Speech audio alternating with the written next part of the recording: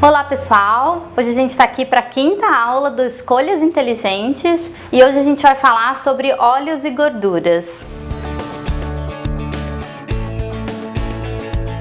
Então começando, gente, tem muita gente que tem dúvida sobre qual óleo utilizar para cozinhar ou para fazer fritura que seja, ou para regar salada e para tudo isso. Então hoje eu trouxe algumas opções de óleo vegetal que a gente tem no mercado e eu vou explicar mais ou menos para vocês qual é a melhor opção para sua família, tá?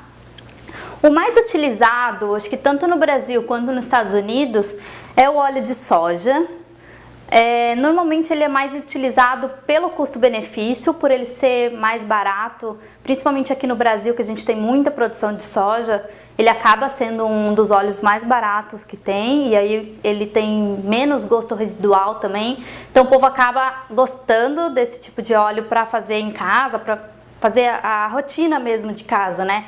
Fazer o arroz, o feijão, fritar um bife, qualquer coisa, acaba usando óleo de soja. Algumas famílias gostam às vezes de revezar, usar um pouco óleo de milho, de canola, né, de girassol, acaba às vezes revezando. Tem gente que fala, eu cada mês utilizo um, ou se não, o óleo de girassol, óleo de milho é um pouco mais caro, será que ele é um pouco melhor, né? E existe muito mito, na verdade, sobre os óleos, né? Não é porque um negócio é mais caro que ele é melhor, né? E o maior mito que existe de todos, na verdade, seria sobre o óleo de canola. Tem muita gente que opta pelo óleo de canola. Quando ele foi criado, criou-se um mito muito grande de que ele faria muito melhor para a saúde, por ele ter mais gordura monossaturada. Só que na realidade não é bem assim, porque a canola ela é um produto derivado da colza, então a canola em si ela não existe no mundo, ela não existe na natureza, ela foi criada e com isso é um produto mais industrializado na verdade do que todos os outros, né? E mesmo ele sendo mais rico em gordura monossaturada, teoricamente ele tem esse apelo de mais saudável por causa dessa gordura.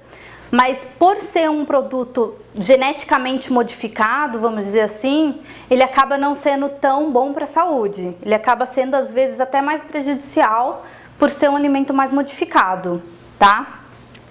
A soja também, a gente tem um problema aqui no Brasil, quase 90% da soja produzida é transgênica no Brasil. Eles modificam o DNA da soja para ela poder durar um pouco mais e tudo isso. E eles acabam mudando a natureza do produto e isso para o nosso corpo ele não reconhece, vamos dizer assim, né? O grão em si. E até no rótulo do produto eles colocam até 5 vezes extra refinado, não sei o que. Isso na verdade pra gente é um malefício, né? Porque quanto mais refinado o óleo, na verdade pior é. Aqui no Brasil, normalmente, eles utilizam o processo para virar óleo através das sementes.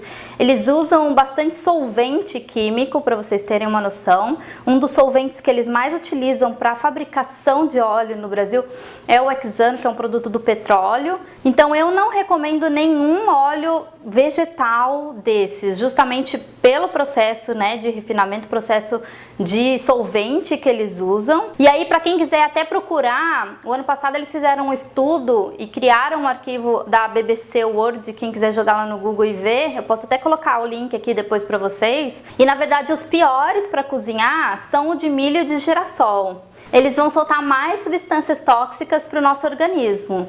Então, milho e girassol para fritura de jeito nenhum, tá? Então, na verdade, para cozinhar, enfim, para qualquer tipo de coisa, eu não indico mesmo o óleo vegetal.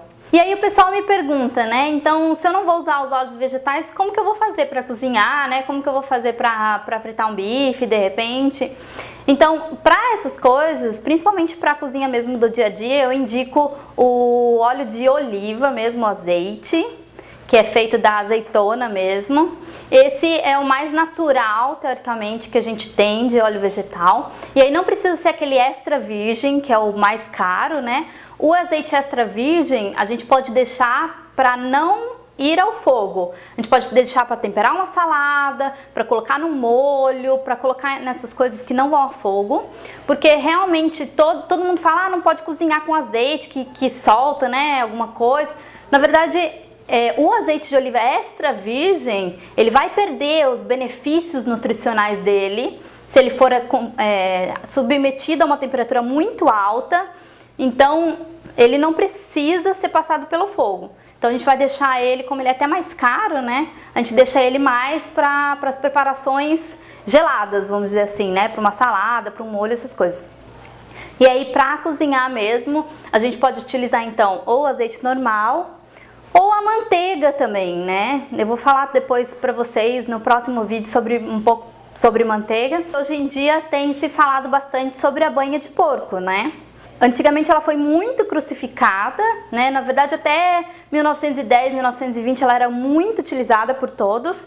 E a partir de 1920, 30 que eles entraram, na verdade, com os óleos vegetais.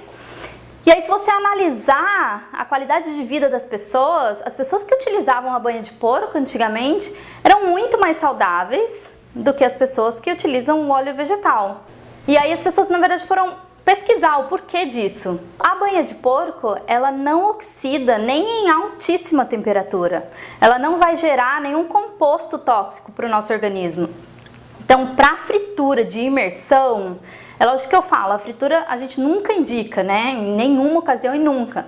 Mas se for fazer uma vez ou outra, seria interessante a banha de porco mesmo. Mas não é aquela banha hidrogenada que a gente compra no supermercado, tá, gente? Às vezes você acha no supermercado, né, aquele pacote já gordura hidrogenada ou banha. Não é esse pacote. O que eu falo de banha é o mais natural possível mesmo, tá? Se você puder comprar normalmente no supermercado, você encontra tipo panceta de porco, que é aquela gordura da região abdominal mesmo, né? E aí aquela gordura branca, que é sólida mesmo na temperatura ambiente, é ela que a gente põe na panela e a hora que ela começa a esquentar, ela vai virar um líquido e vai virar um óleo como esses daqui. Então assim, para fritura de imersão, o que eu indico é realmente a banha de porco. Aí tem gente que fala, mas a banha de porco tem muito colesterol, né? Ela vai aumentar meu colesterol, vai aumentar meus triglicéridos, vai aumentar chance de infarto, essas coisas. E hoje em dia já tem se comprovado que é o contrário. Esses óleos vegetais, apesar de não conterem colesterol, eles fazem a gente produzir mais colesterol. Então, mesmo eles não tendo, o nosso colesterol vai se alterar utilizando os óleos vegetais, tá, gente? Ele faz a gente produzir mais e ele altera o perfil lipídico do nosso corpo. Então, assim, utilizar a banha, de repente, você utilizar um colesterol que vem de fora, que você não produz, ele até vai modular e não fazer a gente produzir tanto colesterol, tá? Então, para fritura de imersão, o que eu mais indico é a banha de porco mesmo, e que ela é bem gostosa também, não tem gente que tem um pouco de preconceito sim, mas ela não tem tanto gosto, né? Fica uma opção legal. Então, só resumindo, para cozinhar todo dia, o azeite normal mesmo, não precisa ser o extra virgem, pode ser o azeite normal. E aí, para fritura de imersão, então, a banha de porco mesmo, para fazer, né, uma batata, alguma coisa assim. Tá bom? E aí, não se esqueçam que quinta-feira, às 15 horas, tem live para tirar dúvida. Eu sei que esse assunto é um assunto bem que o pessoal tem bastante dúvida, assim. Então, pode mandar suas dúvidas aqui no comentário, que eu, quinta-feira, respondo todas as dúvidas para vocês, tá bom? Então, até quinta!